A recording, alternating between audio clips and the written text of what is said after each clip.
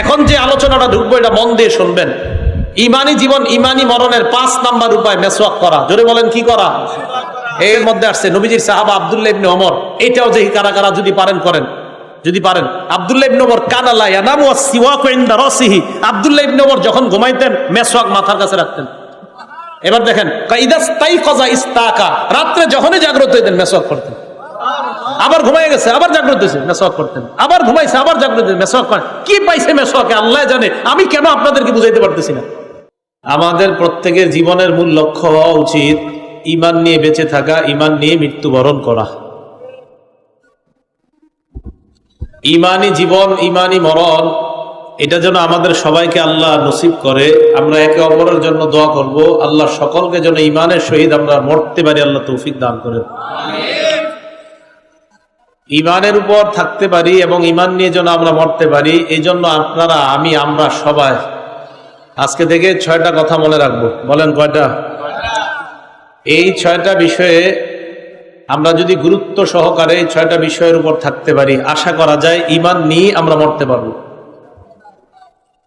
1 number আল ইতিসামু বিল কোরআনি ওয়াস সুন্নাহ, কোরআন সুন্নাহ আঁকড়ে ধরা। ঈমানি জীবন ঈমানি মরণের 1 নাম্বার শর্ত কোরআন সুন্নাহ আঁকড়ে ধরা। এই ব্যাপারে কয়েকটা দৃষ্টান্ত পেশ করি। 1 নাম্বার ইবনে মাজাহ হাদিসের কিতাব, হাদিস নাম্বার 11।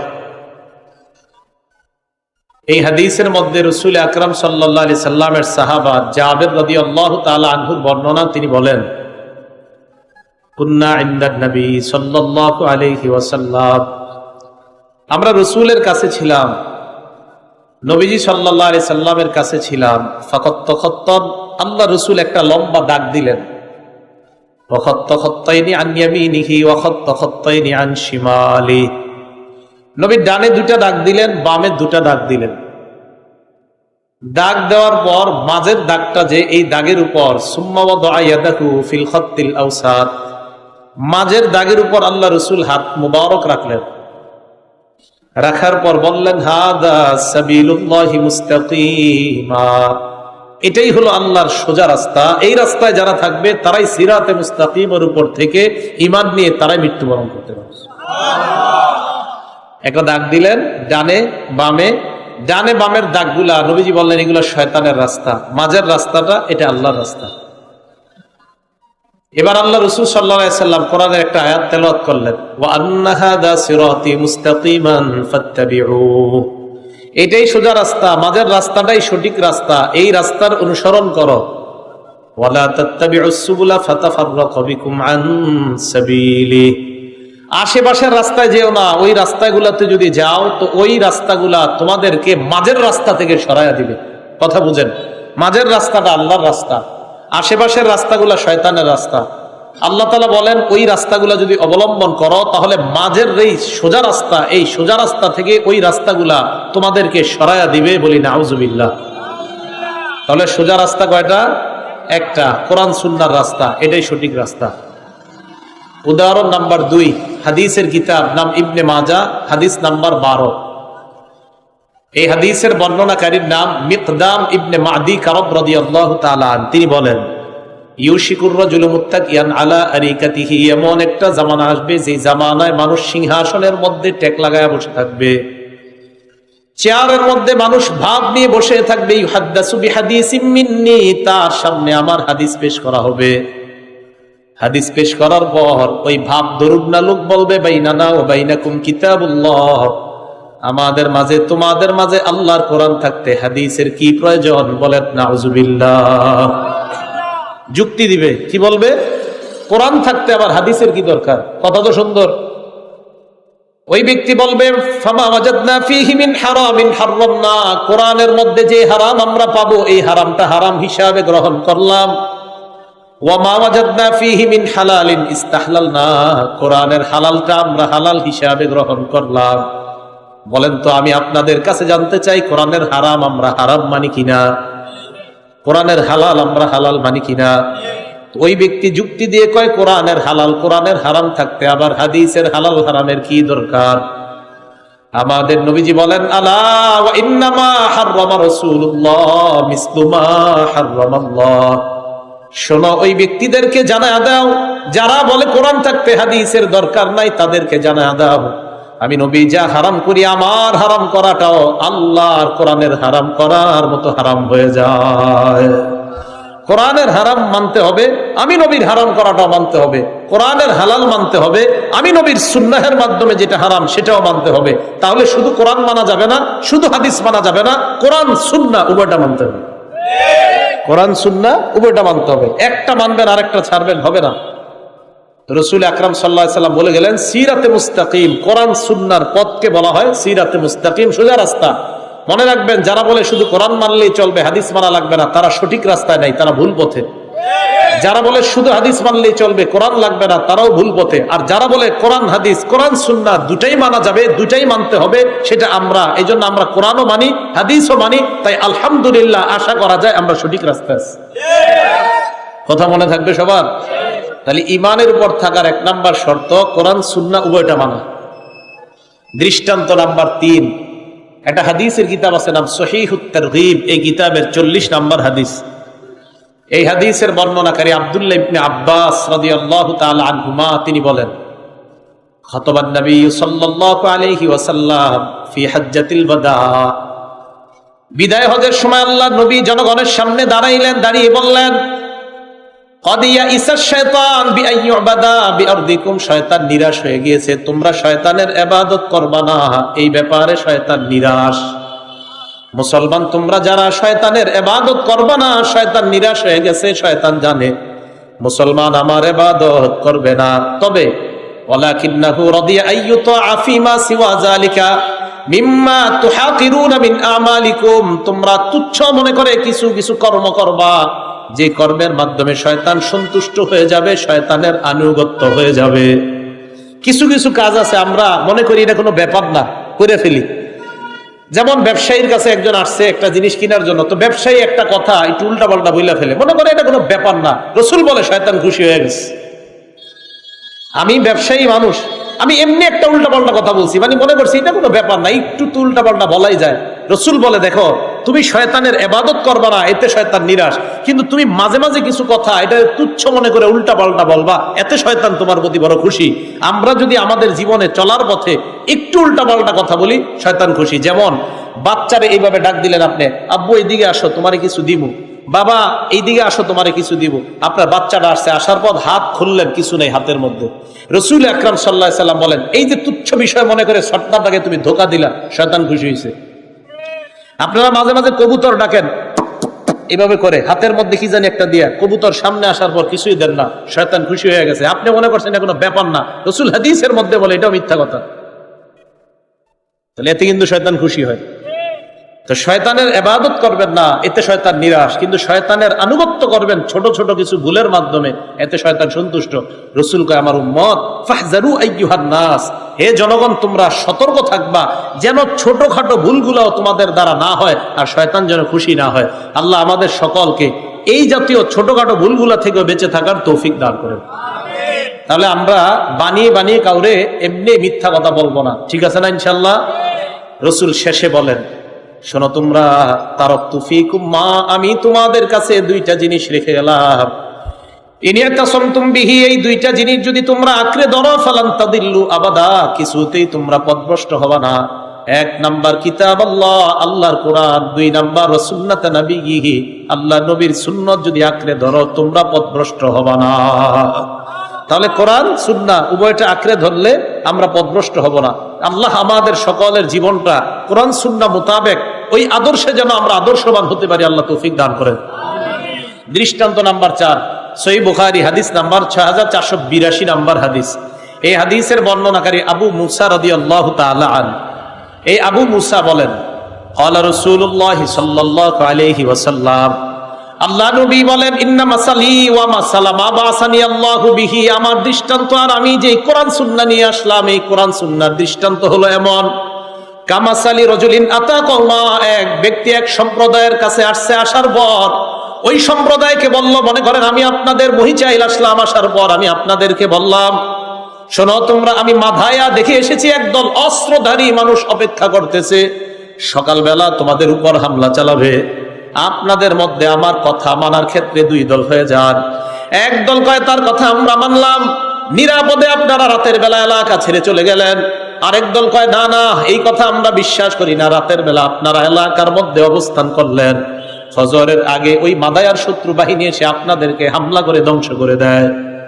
তাহলে এক ব্যক্তি আইসা আপনাদের সামনে আসছে, এক জনগণের সামনে আসছে, সম্প্রদায়ের কাছে আসছে, আসার পর বলছে শোনো, রাআইতুল জাইশা বিআইনাইয়া, আমি এই দুই চোখ দিয়ে দেখলাম শত্রু বাহিনী অস্ত্র শস্ত্র অপেক্ষা করতেছে, তোমাদের উপর হামলা চালাবে। তখন তার কথা মানার ক্ষেত্রে দুই দল, আতাআহু তাইফাতুম মিনহুম, এক দল তার কথা মানছে, মানার পর ফাদলাজু ওয়ানতালাকু আলা মুহলাতিহিম, রাতের বেলা নিরাপদ জায়গায় চলে গেছে। ওয়া কাযযাবাত তাইফাতুম মিনহুম, আরেক দল তার কথা মানে নাই, না মাইনা আসবাহু মাকানাহুম, রাতের বেলা ঘুমায়া রইছে। সাব্বাহাহুমুল জাইশ, ওই অস্ত্রধারী আইসা এই ঘুমন্ত মানুষগুলোর উপর হামলা চালায়া সবাইরে ধ্বংস করছে।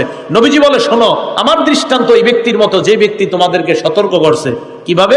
নবী বলেন আমি তোমাদের কাছে কোরআন সুন্নাহ রেখে গেলাম, আমার এই কোরআন সুন্নাহ মানার ক্ষেত্রে তোমাদের মধ্যে গ্রুপ হবে দুইটা।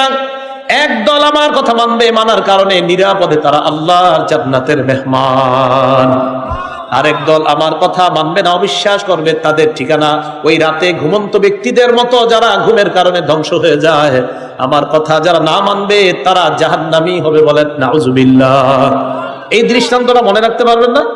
এটা ঘরে বাইরে সব জায়গায় শোনাইবেন যে আল্লাহ রসুল সাল্লাল্লাহু আলাইহি সাল্লাম আমাদেরকে সতর্ক করতেছে, ওনার কথা মানার ক্ষেত্রে আমাদের মধ্যে দুই গ্রুপ। একদল ওনার কথা মানবে, নিরাপদে জান্নাতি হবে, আরেক দল ওনার কথা মানবে না, তারা জাহান্নামী হবে। ভাই, আল্লাহ আমাদের সকলকে কোরআন সুন্নাহ রসুলের কথা যেন যথাযথভাবে মেনে জীবনটা সাজিয়ে ঈমান নিয়ে যাইতে পারে, আল্লাহ তৌফিক দান করেন। উদাহরণ নাম্বার 5, সহিহ বুখারী হাদিস নাম্বার 7280 নম্বর হাদিস। এই হাদিসের বর্ণনাকারী আবু হুরায়রা রাদিয়াল্লাহু তাআলা আনহু, তিনি বলেন عن أبي هريرة رضي الله تعالى عنه قال قال رسول الله صلى الله عليه وسلم, আবু হুরায়রা রাদিয়াল্লাহু তাআলা আনহুর বর্ণনা, আল্লাহর নবী বলেন কুল্লু উম্মতি ইয়াদখুলুনাল জান্নাতা ইল্লা মান আবা, আমার উম্মতের সবাই জান্নাতে যাবে, শুধুমাত্র যারা অস্বীকার করে তারা জান্নাতে যাবে না। সবাই যাবে, শুধু যারা অস্বীকার করে তারা জান্নাতে যাবে না। সাহাবারা প্রশ্ন করলেন ওয়া মাইয়াবা ইয়া রাসূলুল্লাহ, অস্বীকার করে কারা, আপনার কাছে জানতে চাই। আল্লাহ নবী বলেন মান আতাআনি দাখালাল জান্নাহ, আমাকে যারা মান্য করে তারাই আমার কথা স্বীকার করে, তারা আল্লাহর জান্নাতের মেহমান। ওয়া মান আসানি ফাকাদ আবা, এলাকাবাসী ভালো করে শুনেন, আল্লাহ নবী বলেন যারা আমার কথার নাফরমানি করে তারাই হলো অস্বীকারীর দল। আমার কথা যারা শুনে না তারা অস্বীকারী। আল্লাহ রাসূল বলেন তাদের ঠিকানা জাহান্নাম, বলেন নাউজুবিল্লাহ। উদাহরণ নাম্বার 6, সহিহ বুখারী হাদিস নাম্বার 7288 নম্বর হাদিস। এই হাদিসের বর্ণনাকারীও আবু হুরায়রা রাদিয়াল্লাহু তাআলা, ক্বালা রাসূলুল্লাহ সাল্লাল্লাহু আলাইহি ওয়াসাল্লাম, আল্লাহ নবী বলেন দাউনি মা তারাকতুকুম, আমি তোমাদেরকে কোরআন সুন্নাহ যেইভাবে বলি ওইভাবে মানার চেষ্টা করো, বেশি প্রশ্ন করবা না। কি করবা না? এখন কথা হলো আপনাদের এলাকায় মাশাআল্লাহ, আপনারা এই যে আমারে পড়াশোনা করাইছেন, এলাকার মানুষ আরো পড়াশোনা করছে, বিভিন্ন মসজিদের ইমাম খতিব সাহেবরা 20 বছর 16 বছর পড়াশোনা করছে, ওনারা কোরআন সুন্নাহ যেইভাবে আপনাদেরকে বলবে পালন করতে ওইভাবে পালন করবেন। এতদিন পড়াশোনা করার পর ওনারা আপনারে বলে, আপনি কি করেন 20 মিনিট পড়াশোনা করে এই ব্যাটারে এসে আপনি সারাদিন প্রশ্ন করতেছেন, এটা কিন্তু ঠিক না। আল্লাহ রাসূল বলেন দাউনি, বেশি প্রশ্ন করবা না, আমি যা বলি ওইভাবে মানার চেষ্টা করবা।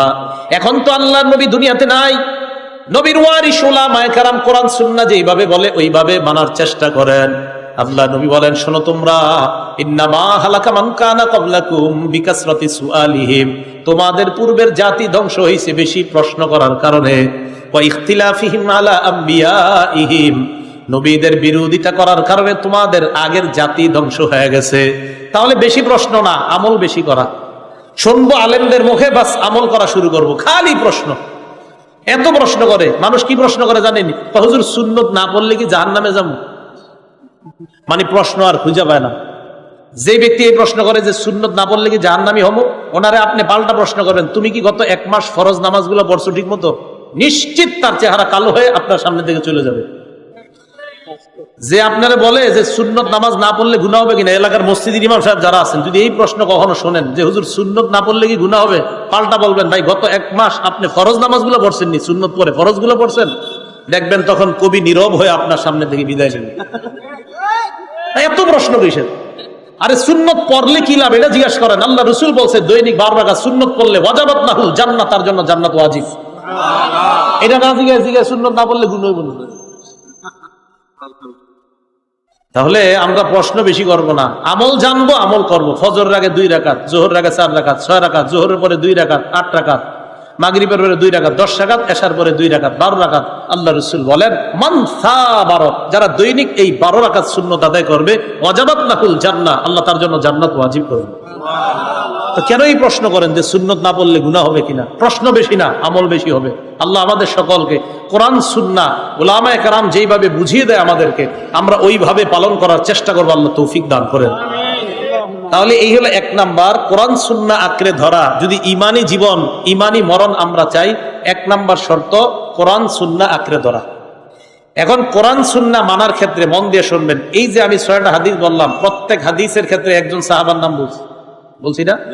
প্রথম হাদিসের মধ্যে বললাম হযরত জাবেরের নাম, দ্বিতীয় হাদিসে মিকদাম ইবনে মাদি কারব, তৃতীয় হাদিসে আবু মুসা আব্দুল্লাহ ইবনে আব্বাস, চতুর্থ হাদিসে আবু মুসা, পঞ্চম হাদিসে আবু হুরায়রা, 6 নম্বর হাদিসে আবু হুরায়রা। এই যে সাহাবাদের নাম বইলে হাদিসগুলো বললাম, কি বোঝা যায়? সাহাবা ছাড়া হাদিস বলা সম্ভব না। কি বলা যায়? কি বোঝা যায়? সাহাবা ছাড়া হাদিস বলা। হ্যাঁ, যেহেতু আল্লাহ রাসূলের সাহাবা ছাড়া আমরা হাদিসগুলো বলতে পারবো না, তাই সাহাবাদের সমালোচনা আমরা কখনো করব না। কাদের সমালোচনা করব না? হ্যাঁ, মনে রাখবেন, কোরআন সুন্নাহ মানবো, মানার ক্ষেত্রে আমরা আল্লাহ রাসূলের সাহাবাদের ব্যাখ্যা গ্রহণ করব। ব্যাখ্যা গ্রহণ করার ক্ষেত্রে সাহাবাদের সমালোচনা আমরা করব না। কেন আমরা সাহাবাদের সমালোচনা করব না? মুসলিম শরীফের 2531 নম্বর হাদিসের বর্ণনা, আল্লাহ নবীর সাহাবা বলেন সাল্লাইনাল মাগরিবা মা রাসূলিল্লাহি সাল্লাল্লাহু আলাইহি ওয়াসাল্লাম, আমরা আল্লাহর নবীর সাথে মাগরিবের নামাজ আদায় করলাম। মাগরিব আদায় করার পর সুম্মা কুলনা লাউ জালাসনা হাত্তা নুসাল্লিয়া মাগুল ইশা, মাগরিব পড়ছি, পড়ার পর মসজিদে বসে রইলাম। একজন আরেকজনকে বললাম আমরা এশার নামাজ পর্যন্ত অপেক্ষা করব, আল্লাহর নবীর সাথে এশার নামাজ পড়ার পর আমরা বাসায় যাব। আপনারা মাগরিব পড়ছেন মসজিদে, মাগরিব পড়ে বসে রয়েছেন, আপনাদের নিয়ত হলো ইমাম সাহেব এশা পড়াবে, এরপর মসজিদ থেকে বাসায় যাবেন। তো নবীর একদল সাহাবা বলেন আমরা নবীর সাথে মাগরিব পড়লাম, মাগরিব পড়ার পর আমরা বসে রয়েছি, আমাদের নিয়ত আমরা এশার নামাজটা পড়বো, এরপর বাসায় যাব। তো সবাই বসে রয়েছে। খারাজা আলাইনা রাসূলুল্লাহ সাল্লাল্লাহু আলাইহি ওয়াসাল্লাম, আল্লাহ নবী আমাদের সামনে আসলেন। আসার পর আমাদেরকে প্রশ্ন করলেন মা জিলতুম হাহুনা, এ তোমরা কতক্ষণ যাবত এই জায়গায় বসে আছো? সাহাবারা বললেন ইয়া রাসূলুল্লাহ সাল্লাইনা মাকাল মাগরিব, আমরা আপনার সাথে মাগরিবের নামাজ আদায় করলাম, মাগরিবের পর আমরা বলা বলি করলাম, এশার নামাজ আপনার সাথে পড়বো, এরপর বাসায় আমরা যাব। নবীজি বললেন আহসানতুম, তোমরা ভালো কাজ করছো। সুবহানাল্লাহ, তোমরা ভালো করছো, মাগরিব পড়ছো, এশা পর্যন্ত অপেক্ষা করছো, আমার সাথে এশা পড়ে যাবা। কয় হ্যাঁ। এবার দেখেন সাহাবারা কি কয়, আমরা যখন নবীজির এই কথা বললাম, আমার দিকে তাকান, ফারাফা রাসাহু ইলাস সামা, নবীজি আকাশের দিকে মাথা উঠাইলেন। কোথায়? আকাশ।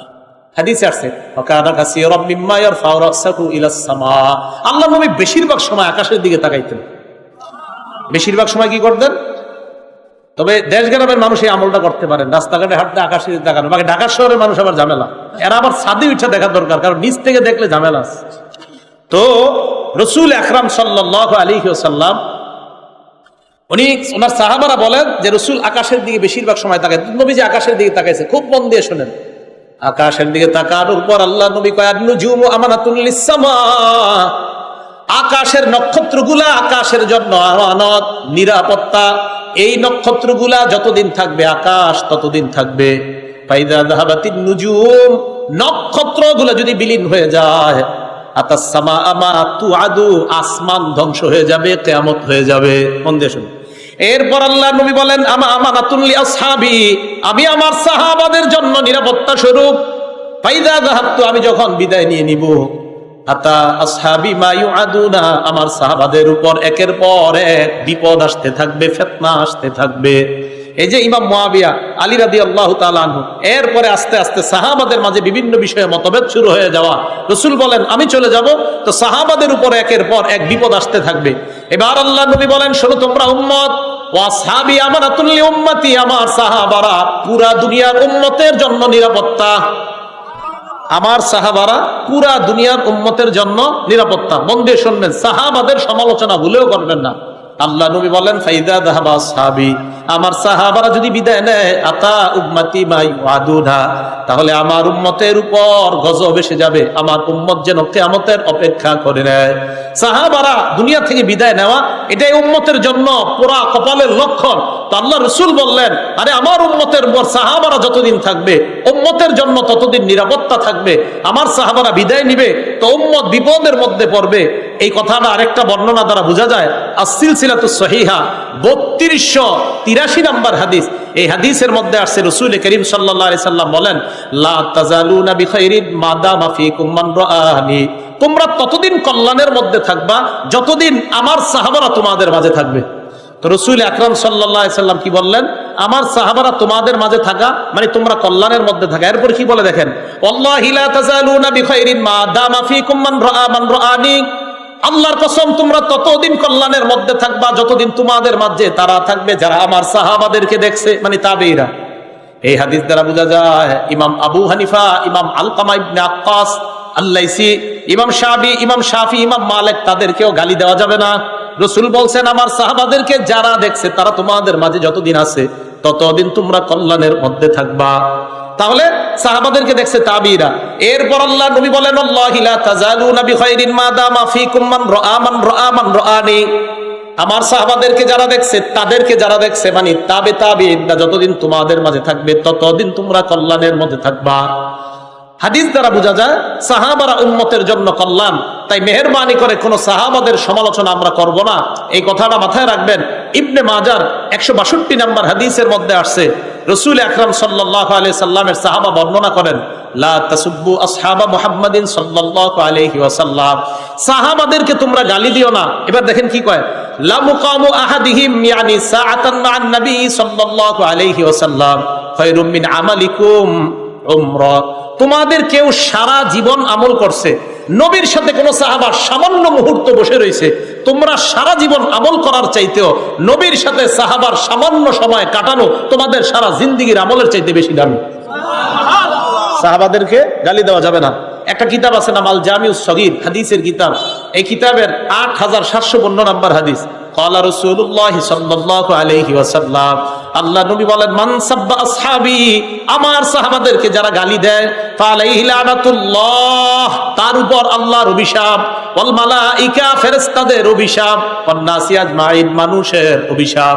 মনে রাখবেন, এই মুহররম মাস আসলে একটা গোষ্ঠী সাহাবাদেরকে গালিগালাজ করে, মুহররম মাস আসলে একটা দল সাহাবাদেরকে গালিগালাজ করে।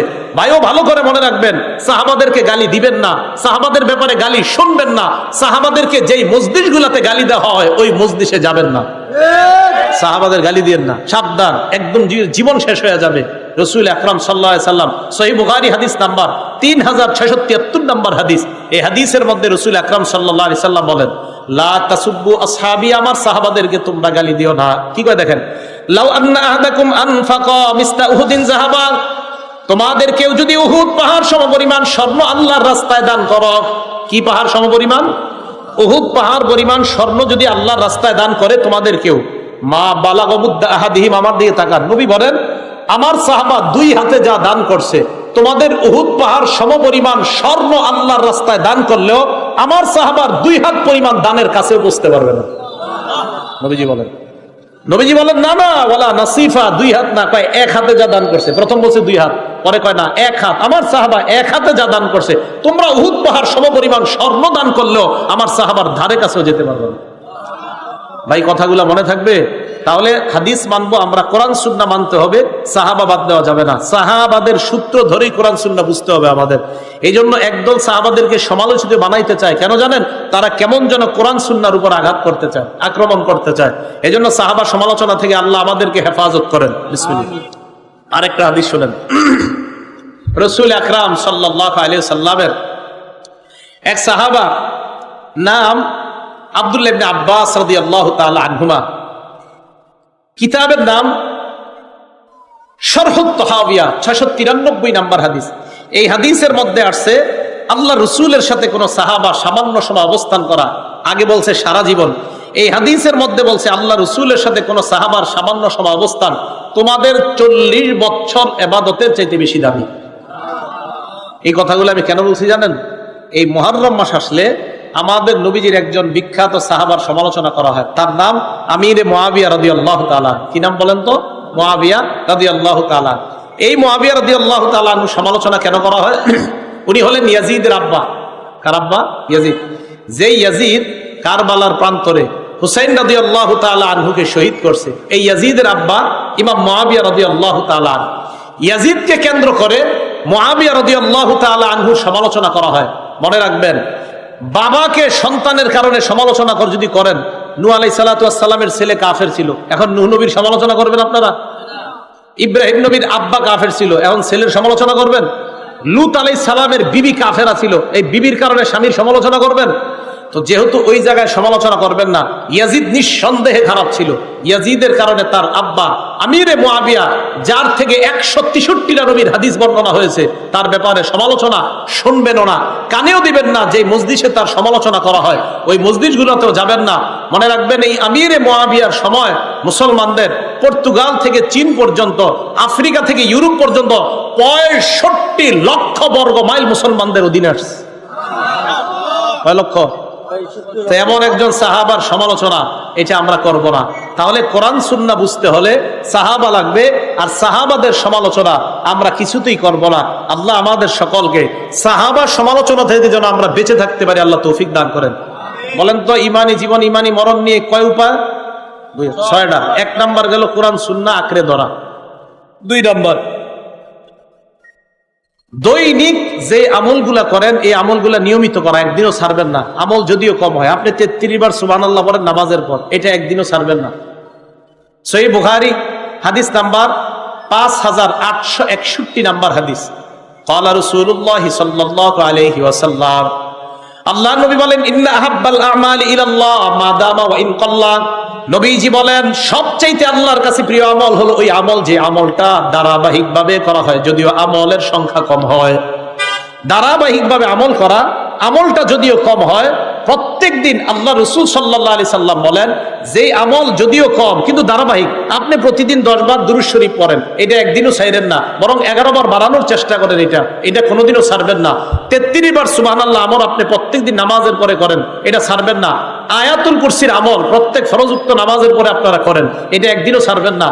তো এই যে নিয়মিত আমলগুলা, রাসূল সাল্লাল্লাহু আলাইহি সাল্লাম বলেন, আল্লাহর কাছে সবচেয়ে প্রিয় আমল হলো ওই আমল যেই আমলটা দৈনিক করা হয়, যদিও আমলের সংখ্যা কম হয়। তাহলে ইমানি জীবন ইমানি মরণের 2 নাম্বার শর্ত, আমল কম হোক, নিয়মিত করা। 3 নাম্বার, আল্লাহ ওয়ালাদের মজলিসে বসা। বলেন তো, কাদের মজলিসে বসা? আল্লাহ ওয়ালাদের মজলিসে বসা, এটা হলো 3 নাম্বার। এটা মন দিয়ে শোনেন, সূরা তাওবা আয়াত নাম্বার 119 আল্লাহ বলেন, ইয়া আইয়ুহাল্লাযীনা আমানুত্তাকুল্লাহা ওয়া কুনু মা'আস সাদিকিন। হে ঈমানদারগণ, তোমরা ঈমান আনো, তাকওয়া অবলম্বন করো, ওয়া কুনু মা'আস সাদিকিন, আল্লাহ ওয়ালাদের সাথে উঠা বসা করো। আল্লাহ ওয়ালাদের সাথে উঠা বসার দৃষ্টান্ত আল্লাহ নবী বুখারীর বর্ণনায় বলেন। সহিহ বুখারীর 2101 নম্বর হাদিসের বর্ণনা, আল্লাহ রাসূল সাল্লাল্লাহু আলাইহি ওয়াসাল্লাম বলেন, মাসালুল জালিসিস সালিহি ওয়াল জালিসিস সু কামাসালি সাহিবিল মিসকি ওয়াকিরিল হাদ্দাদ। আল্লাহ রাসূল বলেন, তোমাদের সন্তান খারাপ সঙ্গীর সাথে উঠা বসা করে নাকি ভালো সঙ্গীর সাথে উঠা বসা করে? রাসূল আকরাম সাল্লাল্লাহু আলাইহি ওয়াসাল্লাম বলেন, খারাপ সঙ্গী আর ভালো সঙ্গীর দৃষ্টান্ত এই ব্যক্তির মতো, যেই ব্যক্তি আতর বিক্রেতার কাছে যায় এবং কামারের কাছে যায়। আল্লাহ নবী বলেন, তুমি যদি আতর বিক্রেতার কাছে যাও তাহলে তোমার 2টা লাভের একটা লাভ হবে, ইম্মা তাশতারিহি, হয়তো তার কাছ থেকে আতর কিনবা, ওয়া ইম্মা তাজিদু মিনহু রিহান তাইয়্যিবা। আতর বিক্রেতার কাছে যখন তুমি যাও, হয়তো তার কাছ থেকে তুমি টাকা থাকলে আতর কিনবা, আর যদি তোমার কাছে টাকা না থাকে অন্তত তার কাছ থেকে ফ্রি তুমি আতরের ঘ্রাণ পাইবা। আল্লাহ নবী বলেন, ভালো মানুষের সঙ্গ গ্রহণ করার লাভ হলো এইটা। ভালো মানুষের কাছে যদি যাও, তুমি যদিও ভালো হতে না পারো, ভালো হওয়ার নিয়ম কানুন তুমি জানতে পারবা। ভালো মানুষের সাথে উঠা বসা করা, আপনি খেয়াল রাখবেন আপনার সন্তানটা উল্টাপাল্টা মানুষের সাথে যেন না চলে, আপনার সন্তানটা খারাপ মানুষের সাথে যেন না চলে, এই ব্যাপারটা আপনাকে খেয়াল রাখতে হবে।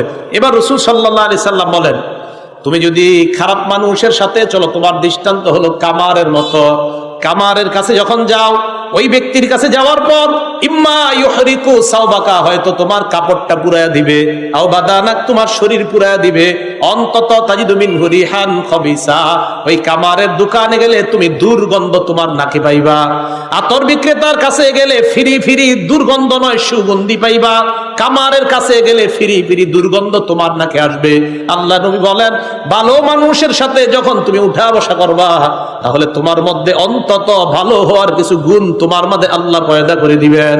এই জন্য রাসূল আকরাম সাল্লাল্লাহু আলাইহি সাল্লাম বললেন, ভালো মানুষের দৃষ্টান্ত আর খারাপ মানুষের দৃষ্টান্ত হলো আতর বিক্রেতার মতো আর হলো কামারের মতো। আতর বিক্রেতার কাছে যখন আপনি যাবেন, তখন হয়তো তার কাছ থেকে আতর কিনবেন, অথবা ফিরি ফিরি আতরের ঘ্রাণ পাবেন। আর কামারের কাছে যখন আপনি যাবেন, হয়তো আপনার শরীর পুরাবে, না হয় আপনার জামা পুড়িয়ে দিবে, অন্তত নবীজি বলেন ফিরি ফিরি কিছু দুর্গন্ধ তুমি পাইবা। এটা হলো ভালো আর খারাপের সাথে উঠা বসার দৃষ্টান্ত। তাহলে আমরা আমাদের 3 নাম্বার উপায়, ইমানি জীবন ইমানি মরণের 3 নাম্বার উপায়, সেটা হলো ভালো মানুষের সঙ্গে উঠা বসা করা, আল্লাহওয়ালার যে এলাকায় আসে ওই এলাকায় বেশি বেশি যাওয়া, আল্লাহওয়ালাদের সোহবত গ্রহণ করা। আল্লাহ তৌফিক দান করেন। এবার আরেকটা দৃষ্টান্ত শোনেন। আবু দাউদ শরীফ হাদিস নাম্বার 4833 নাম্বার হাদিস। এই হাদিসটা মন দিয়ে শোনেন। আপনার ছেলে কার সাথে ডেলি উঠা বসা করে একটু দেখেন। ক্বালা রাসূলুল্লাহ সাল্লাল্লাহু আলাইহি ওয়াসাল্লাম, আল্লাহ নবী বলেন, আন্নাসু আলা দীনি খলিলিহি, মানুষ তার বন্ধুর রীতিনীতির অনুসারী হয়। মানুষ বন্ধুর রীতিনীতির অনুসারী হয়। দেখবেন অনেক ছেলেরা চুলগুলা এমন স্টাইলে রাখে যে স্টাইল অমুক নায়ক করে। আমাদের মা বোনরা এমন স্টাইলে তার চুলগুলা সে পার্লারে গিয়ে সাজে যেমন ওই নায়িকা এটা করে। তো আল্লাহ রসুল বলেন, মানুষ তার বন্ধুর রীতিনীতির অনুসারী হয়। মানুষ যাকে মহব্বত করে, সে যা করে মানুষ এটা করতে চায়। আল্লাহ নবী বলেন, ফালয়ানজুর আহাদুকুম মাইয়ুখালিল, তোমাদের প্রত্যেকের চিন্তা করা উচিত তুমি কাকে বন্ধু বানাইলা। আপনি যাকে বন্ধু বানান, ওই বন্ধুর কারণে আপনার মধ্যে যেন সুন্নত বহির্ভূত কর্মকাণ্ড না হয়। আপনি যাকে বন্ধু বানান, তার কারণে আপনার চরিত্রটা যেন নষ্ট না হয়। আল্লাহ নবী কয়, বন্ধু নির্বাচন করার আগে চিন্তা ভাবনা করে বন্ধু নির্বাচন করবা। তাহলে এই কথাটা মনে থাকবে তো। আপনার সন্তান কাদের সাথে উঠা বসা করে দৈনিক আপনি খেয়াল রাখবেন। আল্লাহ রাসূল সাল্লাল্লাহু আলাইহি সাল্লাম বলে দিলেন, আতর বিক্রেতা আর কামারের দৃষ্টান্ত।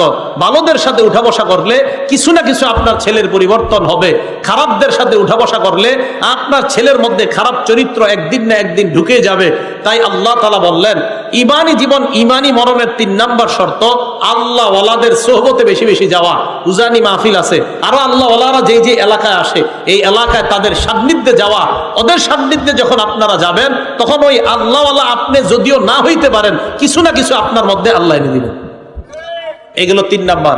4 নাম্বার, ঈমান নতুন করা। বলেন তো কি করা? ঈমান আবার নবায়ন করে কিভাবে? ঈমান নবায়ন করে কিভাবে? ইমাম হাইসামি রহমতুল্লাহ আলাইহির একটা কিতাব আছে, নাম মাজমাউজ জাওয়ায়েদ। এই কিতাবের 2 নাম্বার খণ্ড 214 নাম্বার পৃষ্ঠা। عن أبي هريرة رضي الله تعالى عنه قال, আবু হুরায়রা রাদিয়াল্লাহু তাআলা আনহুর বর্ণনা, আল্লাহ রাসূল সাল্লাল্লাহু আলাইহি ওয়াসাল্লাম বলেন, জাদ্দিদু ঈমানাকুম, তোমরা তোমাদের ঈমান নতুন করো। সাহাবারা বললেন, কাইফা নুজাদ্দিদু ঈমানানা ইয়া রাসূলুল্লাহ, হুজুর আমরা আমাদের ঈমান নতুন করব কিভাবে?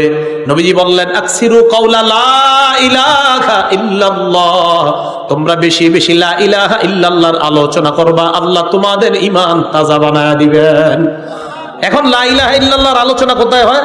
দাওয়াত ও তাবলীগের তালিমে যাবেন, এদের গাছতে যাবেন, অথবা হালকায় যে জিকিরগুলা হয় এই জিকিরে যাবেন, অথবা মাদ্রাসার যে মজলিসগুলা হয় এগুলাতে যাবেন, ইসলাহি মাহফিলগুলাতে যাবেন, আশেপাশে যে মাহফিলগুলা হয় এগুলাতে যাবেন। তাহলে আল্লাহ তাআলা ঈমান তাজা করে দিবে, নতুন করে দিবে। এখন যে আলোচনাটা ঢুকবো এটা মন দিয়ে শুনবেন। ইমানি জীবন ইমানি মরণের 5 নাম্বার উপায় মেসওয়াক করা। জোরে বলেন কি করা? এই দিক তাকান, কি করা? মেসওয়াক করছেন নি 5 ওয়াক্ত আজকে সবাই? হ্যাঁ, করেন নাই। এখন মেসওয়াকের ব্যাপারে 13টা কথা কমু। কয়টা? মন দিয়ে শোনেন। মহিলাদেরকেও মেসওয়াক করতে বলবেন। মেসওয়াকের ব্যাপারে 13টা কথা। 1 নাম্বার, মেসওয়াকের ব্যাপারে রাসূল আকরাম সাল্লাল্লাহু আলাইহি সাল্লামকে হুকুম করা হয়েছে, এই ব্যাপারে দুইটা দৃষ্টান্ত দিব। সহিহুল জামে হাদিসের কিতাব, 1 নাম্বার দৃষ্টান্ত হাদিস নাম্বার 1375 নাম্বার হাদিস। এই হাদিসের বর্ণনাকারী আনাস ইবনে মালিক রাদিয়াল্লাহু তাআলা, দেখেন কি কয়।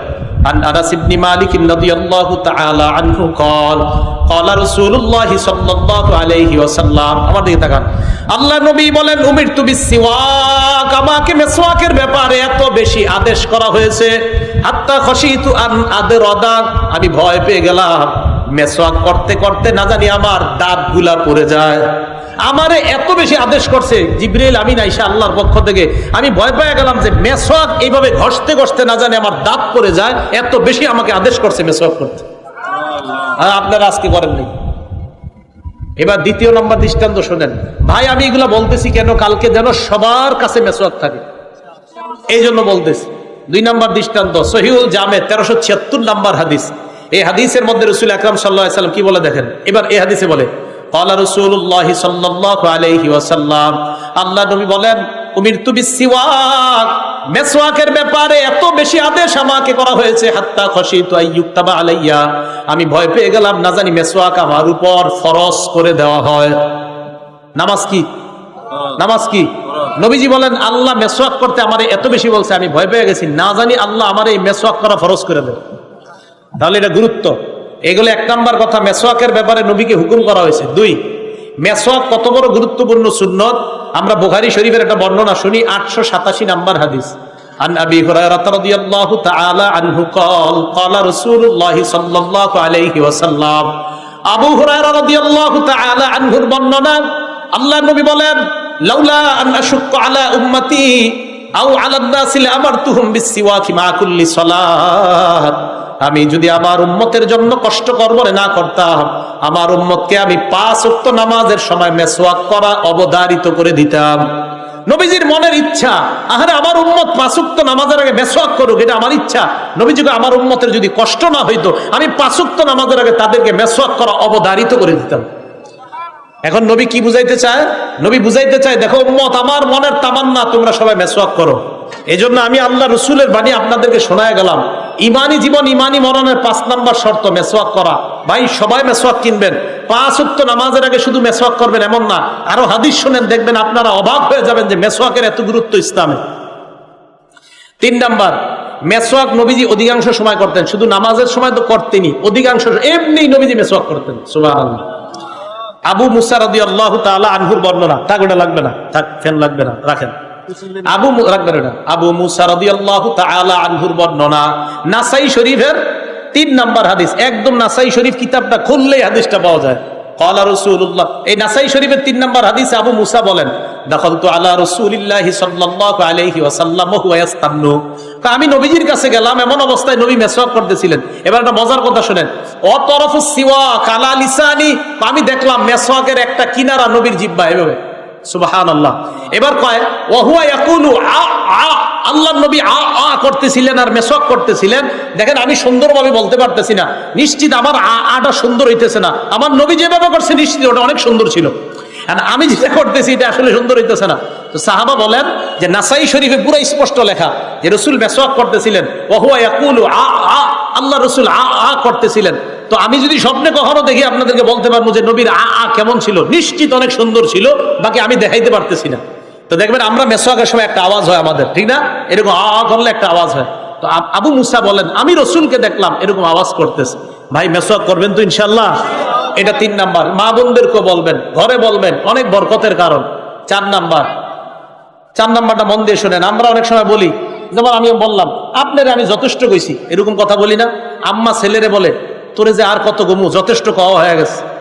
বুখারী শরীফের 888 কত হয়? 888 নাম্বার হাদিস, 888 এই হাদিসের মধ্যে আসছে রাসূল আকরাম সাল্লাল্লাহু আলাইহি সাল্লাম বলেন, আকসারতু আলাইকুম বিসসিওয়াক, এ আমার উম্মত, আমি মেসওয়াকের ব্যাপারে যথেষ্ট বলেছি। আমি তোমাদেরকে মেসওয়াকের ব্যাপারে যথেষ্ট বলেছি, আর কত বলবো তোমাদেরকে, তোমরা মেসওয়াক করো। এই 4 নাম্বার কথা গেল। 5 নাম্বার, মেসওয়াক করা প্রত্যেকটা মুসলমানের কর্তব্য। এটা আবার কি কইলাম? মেসওয়াক করা প্রত্যেকটা মুসলমানের কর্তব্য। প্রত্যেকটা মুসলমানের 3টা কর্তব্য আছে মৌলিক। বলেন তো কয়টা? 3টা। একটা কিতাব আছে হাদিসের নাম সহিহুল জামে, 3153 3153 নম্বর হাদিস। এই হাদিসের মধ্যে আসছে হাক্কু কুল্লি মুসলিমিন আস-সিওয়াক, প্রত্যেকটা মুসলমানের 1 নাম্বার কর্তব্য হলো মেসওয়াক করা।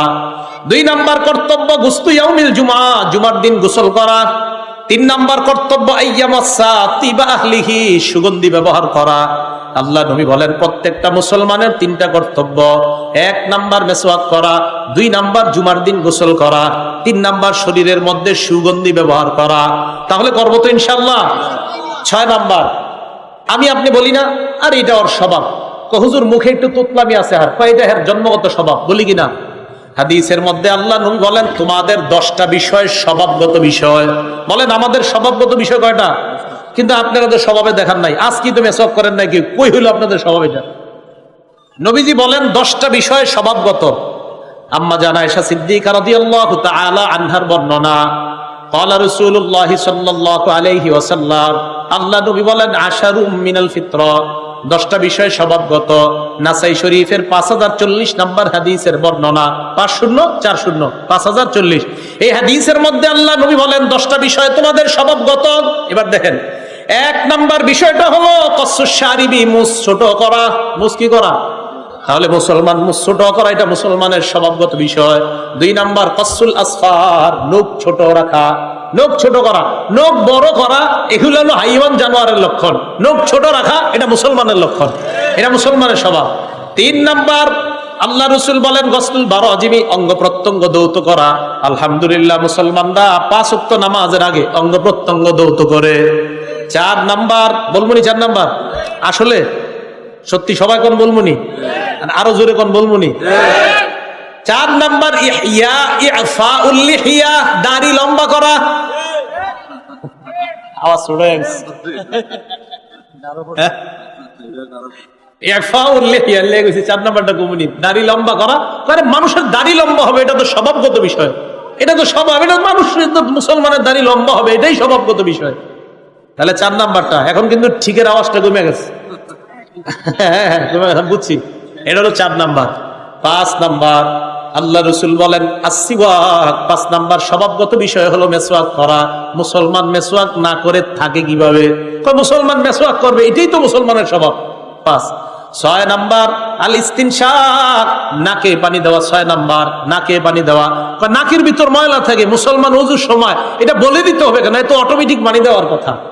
7 নাম্বার ওয়ানাতফুল ইবতি, বগলের নিচের পশম কাটা। 8 নাম্বার ওয়াহালকুল আনা, নাভির নিচের অবাঞ্ছিত পশমগুলো পরিষ্কার করা। 9 নাম্বার ইন্তিকাসুল মা, ঢিলা কুলুপ ব্যবহার করার পর মুসলমান পানি দ্বারা তার লজ্জাস্থান পবিত্র করা, এটা স্বভাবগত বিষয়। আপনাদের ব্যাপার জানি না, ঢিলা কুলুপ করার পরে পানি না নেওয়া পর্যন্ত তো আমার শান্তি হয় না। এটা তো শান্তি নেওয়ারই কথা, ঢিলাও নেবেন পানিও নেবেন, পানি না নেওয়া পর্যন্ত মনে হয় যে না এখনো কিছু হয়নি। তাহলে মুসলমান ঢিলাও নিবে, পানিও ব্যবহার করবে, রসুল বলল স্বভাব। 10 নাম্বারটা ভুলে গেছি। কি করছি মানে আমি ভুলে গেছি এরকম না, হাদিস যিনি বর্ণনা করছে উনি কয় 10 নাম্বারটা ভুলে গেছি। আরে ভাই হাদিসের বর্ণনাকারী একজন না মুসাব, উনি কয় নাসিতুল আশিরা, দেখো 10 নাম্বারটা ভুলে গেছে। পরে উনি আমার শেষে কয় তুমি আমার মনে হচ্ছে ইল্লাম তাকুনাল মাজমাজা, 10 নাম্বারটা হলো কুলি করা। সুবহানাল্লাহ। ওই বর্ণনাকারী বলেন শোনো 10 নাম্বারটা আমার মনে নাই, মনে করতে পারতেছি না, 10 নাম্বারটা আমি ভুলে গেছি, তবে আমার মনে হচ্ছে 10 নাম্বারটা কুলি করা। ওই বর্ণনাকারী বলছে, তাই আমিও বললাম আমি ভুলে গেছি, যেহেতু উনি বলছে উনি ভুলে গেছে। এরপর আবার উনি বলছে কুলি করা, তাই আমিও বলে দিলাম কুলি করা। কথা বুঝে আসছে? তাহলে এই 10টা বিষয় স্বভাবগত বিষয়। রাসূল আকরাম সাল্লাল্লাহু আলাইহি সাল্লাম বললেন এই 10টা বিষয় হলো স্বভাবগত বিষয়। ভাই এই 10টার মধ্যে বলেন তো মেসওয়াক করার কথা আছে কিনা, দাড়ি লম্বা করার কথা আছে কিনা, কুলি করা, নাকে পানি দাও, মুসলমান তো এগুলো অটোমেটিক করবে। তাহলে ভাই ওই অটোমেটিকের সাথে আজকে নতুন একটা জানলাম যে মেসওয়াক করা এটা মুসলমানের স্বভাব, মুসলমান এটা ছাড়তে পারে না। আল্লাহ আমাদের সকলকে আমলটার প্রতি গুরুত্ব দেওয়ার তৌফিক দান করেন। ভাই আমরা সবাই করব। 7 নাম্বার দেখি, 7 নাম্বারটা আপনারা কারা কারা এই আমলটা করবেন। আমি মেসওয়াক একটা পকেটে রাখি, একটা লালবাগ, একটা আমার বাসারটা কেন, এটার কারণ আছে দেখেন। তো মেসওয়াকের 7 নাম্বার উপকারিতাটা শুনেন। নাসাই শরীফের 8 নাম্বার হাদিস, একদম পৃষ্ঠা শুরু করলে হাদিসটা। একজনে আম্মাজান আয়েশা সিদ্দিকারে প্রশ্ন করলেন, আম্মাজান আপনার কাছ থেকে অনেক কিছু জানতে মনে চায়। কয় কি জানতে মনে চায় বলো। আম্মাজান নবীজি যখন বাহির থেকে ঘরে আসে সর্বপ্রথম কি করে, আমি দেখবো আজকে আপনাদের মধ্যে আশেখা রাসূল কারা। কয় নবীজি যখন সর্বপ্রথম ঘরে আসে আম্মাজান নবীজি কি করে। তুমি তো একটা সুন্দর প্রশ্ন করছো। প্রশ্নকারী বলেন, আম্মাজান বিআইয়ি শাইইন ইয়াবদাউন নবিয়্যু সাল্লাল্লাহু আলাইহি সাল্লাম ইযা দাখালা বাইতা। আমার এলাকার মানুষ আপনাদেরকে করজোর করে বলছি, এই আমলগুলো করেন, বোঝা যাবে আপনার মধ্যে নবীর মহব্বত আছে। আম্মাজান আয়েশাকে প্রশ্ন করলেন, আম্মাজান নবীজি ঘরে এসে সর্বপ্রথম কি করে? আম্মাজান জবাব দিলেন, ক্বালাত বিসসিওয়াক। নবীজি ঘরে আসার পর কোনো কিছু করার আগে সর্বপ্রথম মেসওয়াক করে। কি করে? আমি হয়রান হয়ে গেছি যে নবীজি ঘরে ঢুকে কোনো কাজ নাই, প্রথম মেসওয়াক। তাহলে আপনারা এই সুন্নতটা পালন করেন। জিলাপি সিন্নির সুন্নত তো অনেক পালন করছেন, এটা একটু করেন দেখি, এটা কয়জনে করতে পারেন? যে আশিক রাসূল, হুজুর আমি নবীর খুব মহব্বত করি, তো নবীর মহব্বতে ঘরে ঢুকে মেসওয়াক করেন, তখন বোঝা যাবে আপনার মধ্যে রাসূলের প্রেম আছে কিনা। ঠিক না? এক ওয়াক্ত নামাজও পড়ে না, জিলাপির সময় সবার আগে আমি নবীর বেশি ভালোবাসি। এক ওয়াক্ত নামাজও পড়ে না। যাই হোক, না না ভণ্ড বললেন না, নাউজুবিল্লাহ, মানুষ এরকম না বলা। তো যাই হোক, রাসূল আকরাম সাল্লাল্লাহু আলাইহি ওয়াসাল্লাম 7 নাম্বার কি? ঘরে ঢুইকা বলেন তো সর্বপ্রথম কি করতেন? মেসওয়াক। তাহলে মেসওয়াকের গুরুত্ব দিব তো আমরা। আচ্ছা দেখি আপনারা সত্যি সত্যি ওয়াদা করেন তো, কালকে কারা কারা মেসওয়াক নেবেন ইনশাআল্লাহ? মাশাআল্লাহ, হাত নামান। কারণ ঈমান নিয়ে তো আমরা মরতে চাই। এই মেসওয়াক যারা করবে নিয়মিত, ইনশাআল্লাহ মৌতের সময় কালিমা নসিব করবে আল্লাহ। 8 নাম্বারটা শুনেন, বুখারী শরীফের 245 নাম্বার হাদিস, হযরত হুযায়ফা রাদিয়াল্লাহু তাআলা আনহুর বর্ণনা। হযরত হুযায়ফা রাদিয়াল্লাহু তাআলা আনহু বলেন, কানা রাসূলুল্লাহ সাল্লাল্লাহু আলাইহি ওয়াসাল্লাম ইযা কামা মিনাল লাইল ইয়াশুসু ফাহু বিসসিওয়াক। নবীজি যখন তাহাজ্জুদ নামাজ পড়তে উঠতেন, তখন মেসওয়াকের মাধ্যমে আল্লাহর নবী তার মুখের পবিত্রতা বাড়ায়া নিতেন। কিসের মাধ্যমে? শোনেন একটু। ইয়াশুসু ফাহু বিসসিওয়াক অর্থ হলো মেসওয়াক দ্বারা দাঁত পরিষ্কার করতেন। আমি এই অনুবাদ করি না, আমি বললাম পরিচ্ছন্নতা বাড়ায় নিতেন। কারণ আমার নবীর মুখ দাঁত এমনি পরিচ্ছন্ন, তাই বলছি পরিচ্ছন্ন বাড়াইতেন। আর আমাদের মুখ পরিচ্ছন্ন না, আমাদের মুখে গন্ধ হয়, তাই আমাদের সময় অনুবাদ হবে আমরা পরিষ্কার করা, নবীর সময় অনুবাদ হবে নবী পরিচ্ছন্নতা আরো বাড়ায় নিতেন। বুঝে আসছে সবার? 8 9 নাম্বার, আমরা কি করি? মাঝে মাঝে নামাজ পড়ি, তো 4 রাকাত পড়লাম। যেমন মনে করেন লাইলাতুল কদরে আপনারা 3 জনে মিলাদ শুরু করলেন যে চল আজকে নফল করি, তো 4 রাকাত পড়ার পরে বললেন কি চল একটু চা খাই, তো চা খাইয়া আবার পড়েন। আমার নবী কি করতেন দেখেন, ইবনে মাজাহ 288 নাম্বার হাদিস, আব্দুল্লাহ ইবনে আব্বাস রাদিয়াল্লাহু তাআলা আনহুর বর্ণনা। আপনারা যদি আমলগুলো করতে পারেন, ইনশাআল্লাহ নবীর সাথে আপনার গোপন সম্পর্ক তৈরি হবে, এই মনে রাখবেন। কি বলে আব্দুল্লাহ ইবনে আব্বাস দেখেন, কানা রাসূলুল্লাহ সাল্লাল্লাহু আলাইহি ওয়াসাল্লাম ইউসাল্লি মিনাল লাইলি রাকাতাইন। আল্লাহর নবী রাতের বেলা 2 রাকাত তাহাজ্জুদ পড়তেন। তাহাজ্জুদ পড়ার পর সুম্মা ইয়ানসারিফু ফায়াস্তাক, এরপর আল্লাহর নবী একদিকে যাইতেন, যাওয়ার পর মেসওয়াক করতেন। আমরা খাই চা, আমরা চা খাই, নবীজি মেসওয়াক করে। নবীজি নামাজের মাঝে মাঝে মেসওয়াক করে। এগুলো 9 নাম্বার। 10 নাম্বার বলেন তো, আমরা কোরআন শরীফ পড়ি কি দিয়া? মুখ দিয়া। কি দিয়া পড়ি? মুখ দিয়া। ইবনে মাজাহ 291 নাম্বার হাদিস। সবাই পড়েননি কোরআন শরীফ? কি জি? 2-3 জন কয় জি। আপনারা কোরআন না বললে কে পড়বে? তো মাথা নষ্ট হয়ে যায় আমার। কোরআন মুসলমান পড়বে না তো পড়বে কে? বললাম কোরআন পড়েন কিনা, 2-4 জন কয়, এ শুনতেই পারি না এই কথা। আর কোরআন তো মুসলমান পড়বে, তো পড়বে কে? ইবনে মাজাহ 291 নাম্বার হাদিস। প্রতিদিন কোরআন পড়বেন। আমরা একাত কাকা দেখতাম, এই পাগল মানুষ ছিল, প্রত্যেকদিন সকালে কোরআন শরীফ পড়ত। কোরআন পড়েন না, মুসলমান কোরআন পড়েন, তো কোরআন পড়বে কে? ঘরে ঘরে গজব কোরআন ছেড়ে দেওয়ার কারণে মুসলমান কোরআন পড়ে না। আগে দেখতাম কৃষকরা যারা এলাকায় কৃষি কাজ করতো, সকালবেলা মসজিদে বসে বসে সুর দিয়া কোরআন পড়তো দীর্ঘক্ষণ, এরপরে মাঠে যাইতো। এখন যাবে কিভাবে? সারা রাত এমন এক টেলিভিশনের গজব ঢুকছে ঘরে, কিসের আবার কোরআন? ফজরই পড়ে না। আল্লাহ হেফাজত করুক এই জাতিকে। তো বলেন কোরআন পড়ি কি দিয়ে? মুখ দিয়ে। এখন আমার যে আনছেন আজকে এই ওয়াজগুলা করতেছি কেন? আমল করেন, আল্লাহর রাস্তে আমল করেন। দোকানে বসে রয়েছেন, কাস্টমার নাই, আরে কোরআন খুলে পড়া শুরু করেন। দোকানে বসে আছেন, কাস্টমার নাই, এখন বাস কোরআনটা খুলেন, সময়টা কাজে লাগান।